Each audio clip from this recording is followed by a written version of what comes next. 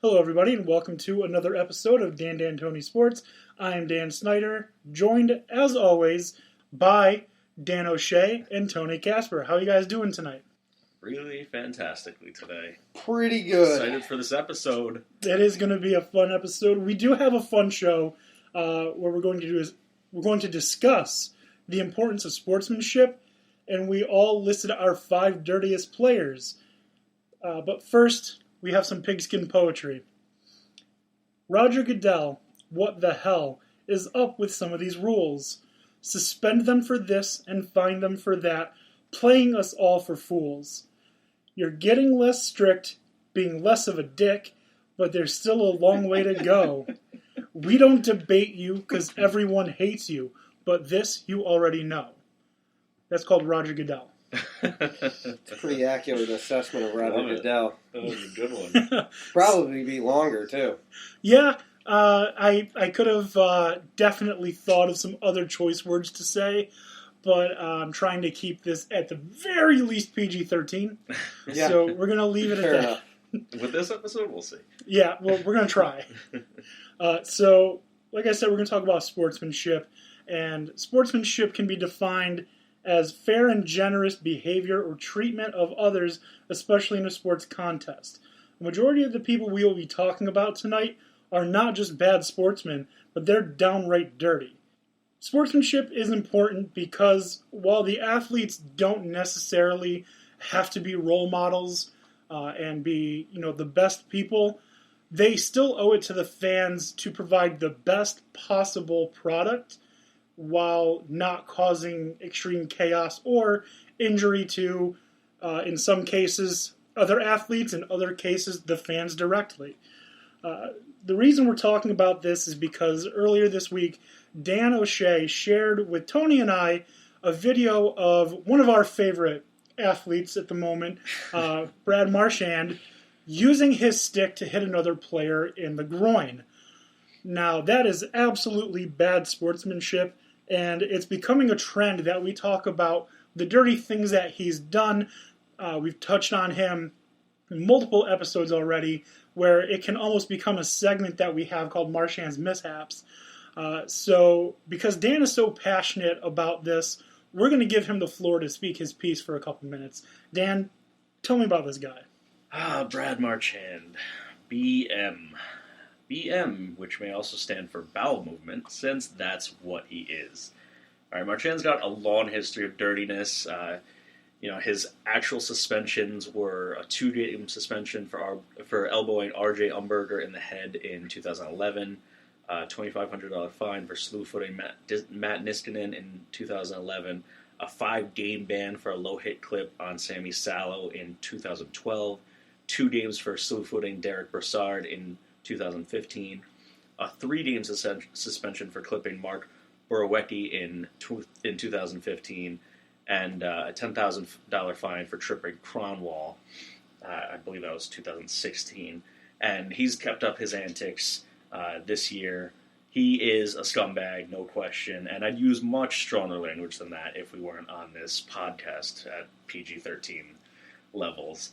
I acknowledge my bias against everything Boston, but I even think that Boston fans have to admit that Marchand is dirty and dirtier than most in the NHL, possibly in, most of sports. He's constantly slew-footing, blindside checking, away from the puck. He was finally... Really quickly, I'm sorry, I didn't mean to cut you off. For those of us who don't know, because I don't, what is slew-footing? Slew-footing is when you use your skate to kick out the skate of another player, usually from behind.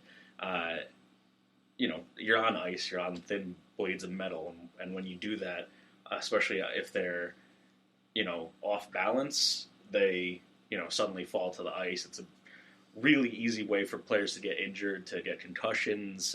There's been back injuries caused by it, and, whether or not he's trying to injure people, which...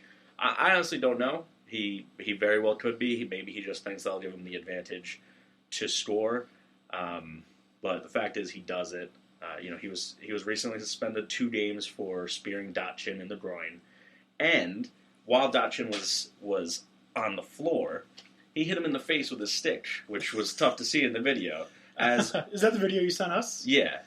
As only, a super douche, as I think Marchand has qualified himself as, can do. And, we talked about the lead issues with this, probably hours of footage, and he only has those 6 suspensions. And, he's sneaky, which is also a horrible combination when someone's dirty and they're sneaky, because, he just gets away with basically murder. But he makes himself look bad. He makes the Bruins look bad, since not only do they, at minimum, turn a blind eye, but some even encourage it, laugh about it, and it's all around disgusting. It's bad for the league, bad for everyone, and bad for Marchand himself, because he could be considered, a great scorer, and maybe he would earn that captainship for him if he wasn't such a bastard. So, has he or has he not ever deflated a puck? I don't think he stooped to that level.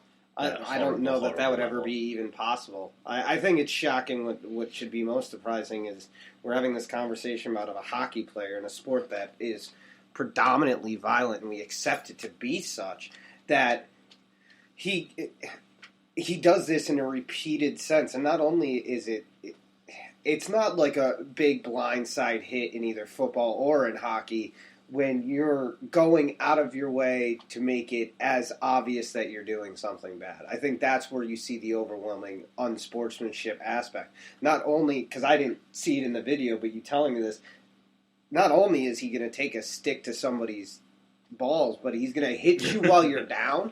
Yeah, I didn't see that, but the hit in the face. But I did see, after he hit him in the groin, that he turned around and did like one of those what what did I do? Of gestures. Yeah. Well, yeah, it's kind of the A-Rod knocking the ball out of the guy tagging him situation, where he's at the end. He's like, "What did I do?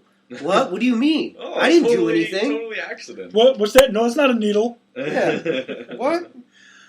All right. So this whole issue with, as I'm going to refer to him as often as possible, as Mr. Hockey. Just because he's pretty much, until next week when we discuss the playoffs, the only reason we've talked about hockey so far. So he's Mr. Hockey for as long as I can think of now. We're going to talk about hockey playoffs. I've been waiting next week. Yes, next week we'll be discussing hockey playoffs. But this week we are going to talk about sportsmanship. Brad Marchand has actually started a discussion among us as to who we think the dirtiest players are. Now, players being any athlete. It can be a team sport like hockey, football, basketball. It can be an individual sport like badminton, track, whatever it might be. So we came up with our list of the 5 dirtiest athletes in our opinions, and we are going to go round by round. We'll do number 5. I'll give my answer. Tony gives his answer. Dan gives his, I guess not answer, his person. Then we'll do 4, and we'll just keep going on that way until we get down to number 1, when I'm sure we will all be debating about why our number 1 is worse than everyone else's number 1. So that'll be fun. Without further ado, let's get into our lists. So for me, my number 5, I'm going to the NBA. That would be Raja Bell. Now, Raja Bell's not as super dirty as other players, but I do think he deserves to be on this list because he is someone who, while being dirty, hasn't even pretended to show any remorse at what he's done. Some of his accolades include clotheslining is the best phrase I can come up with. If you've ever watched wrestling, a clothesline is when you take your forearm and you hit someone across the shoulders or neck and knock them down. When he was playing in Phoenix with the Suns, he was very physical, and in one game in the playoffs, he literally clotheslined Kobe Bryant. Now, Kobe Bryant's no saint himself, but when you're playing basketball, there's really no reason for Don't tell a Lakers fan that Kobe Bryant is not a saint, by the way. I'm not a Lakers fan, but I'm just letting you know that you'll get some arguments from Lakers fans. Yeah, that's going to bring you trouble. He's no Dorothy Mantooth. So after he clotheslined Kobe Bryant, he showed absolutely no remorse, absolutely no feeling of I shouldn't have done that. He thought that Kobe deserved it. In addition to clotheslining Kobe Bryant, he was suspended for kicking Andrea Bargnani. Why anyone would bother kicking Andrea Bargnani, I don't know. He's essentially like your grandmother, a short, fragile little person who has no ill will toward anyone. So why you would kick him, I don't know, but he did. And that's why Rajah Bell is my number 5. Have you seen Bargnani's face? It's a punchable, kickable face. Maybe it's just because I harbor deep resentment for him as a Knicks fan. But I support Rajah Bell's decision to kick Bargnani in the face. By the way, DanDanTony Sports does not in any way support dirty athletes. So we do that not. One action I personally support. Maybe DanDanTony Sports doesn't, but I personally will turn a blind eye. One of the Dans in DanDanTony does support dirty players. Not this Dan. Tony, who's your number 5? Depending on the player who's doing the dirty act. Let's make it clear. And who it's to. So. Oh, yeah, I mean, if you're going to have, we're going to get into it later with another person that we can talk about specifically. So, I mean, it's...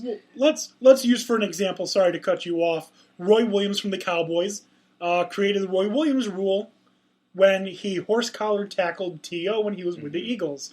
At the time, I, as a Cowboys fan, hated T.O. When he became a Cowboy, I loved him. But I hated T.O. As is tradition. Of course. Yeah. So when Roy Williams broke his ankle doing the horse-collar tackle, it was whatever for me. And looking back on it now as an adult, I realize Roy Williams wasn't... It wasn't against the rules, though. Right. It wasn't a dirty... It wasn't. No, he wasn't trying to hurt anyone. He was just trying to make the tackle. So, I think he knew it was a more risky tackle, though. Well, yeah, but I mean, it's not as dirty as grabbing someone by their dreads and throwing them down, which happens a lot. It does, which is why you should just keep the hair under the helmet. Ricky Williams got his hair ripped all the time. I know. I remember. Well, I'm still people baffled. dropping the thing of dreads. I'm still baffled that players have dreads to such length, knowing that they can be pulled as if clothing. It baffles me why anybody would want to give another person an advantage, but people still do it. Hair. All right, Tony, now we're going to get to your number 5. Who's your number 5? Okay, I went with a classic dirty player, in my opinion. Yes, he was a member of the Bad Boys, but Bill Laimbeer.